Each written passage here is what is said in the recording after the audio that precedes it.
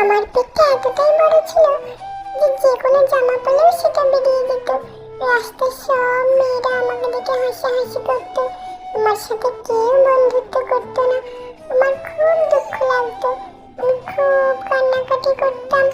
আমার পেটটা এতটাই দাবা ছিল যে কোনো প্যান্ট জামা আমার গায়ে ফিট হতো না। আমি খুব কান্নাকাটি করতাম। একদিন আমার মাথায় একটা বুদ্ধি আসলো। আমি ফিটনেস সেন্টারে ভর্তি হলাম এবং সারা দিন রাত করে জিম করে আমি নিজের বডিকে সিক্স প্যাকস বানিয়ে নিলাম।